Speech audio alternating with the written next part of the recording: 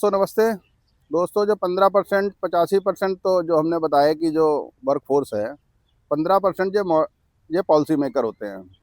या तो राजनेता हो जाते हैं जो कम पढ़े लिखे होते हैं, लेकिन वो जनता जिताती है, ऐसा सिस्टम हमारा है। और बाकी सब है जो IAS PCS जो सचिवों में लगे हुए हैं, जो PMO में लगे हुए हैं, जो मंत्रियों के नीचे लगे हुए हैं, या प्रशासनिक DM कलेक्टर SP साहब हैं। ये सब कैसे पढ़े हैं?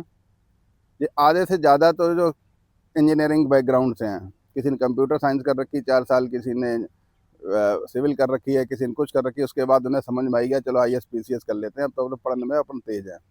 और फिर वो 3-4 साल मुखर्जी नगर में लगा के मार के रट्टा, 4-5 साल के पीछे के पेपर। हम ये नहीं कहते हम बन जाए IAS, हम नहीं बन सकते, या 85% वाले नहीं बन सकते, लेकिन तुम भी कोई ज़्यादा अच्छे IAS नहीं बने। फिर चलो आप वहाँ पे पहुँच गए, और फिर तो आपको पर्यावरण मंत्रालय में लगा दिया गया।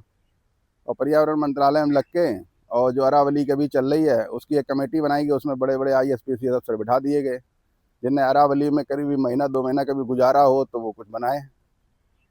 तो ये फिर क्या बनाएंगे? अच्छा, जो उसमें लिए जाते हैं पर्यावरण वाले, उनसे उनको लिया तो जाता है, उनकी 2-3 बार बात सुनी जाती है, और उनके सामने वो ड्राफ्ट में भी डाल दिया जाता है, लेकिन जब साइन तो उनके होने ना, IAS PCS लॉबी के या जो कमेटी के।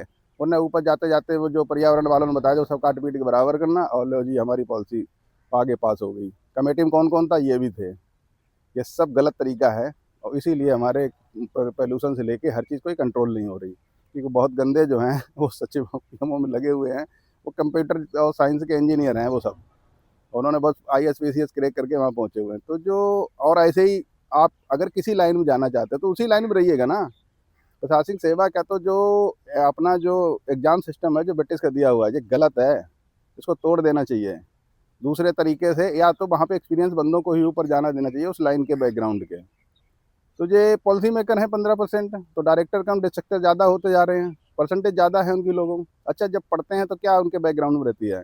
पावर और पैसा आगे चल के। और पावर पैसे में देखो कितने IAS PCS छापे पड़ते हैं, क्या क्या मिलता है। तो वो समाज सेवा करने तो नहीं निकले, वहाँ समाज सेवी चाहिए थे। किसी राजा महाराजा के पहले क्या होता था?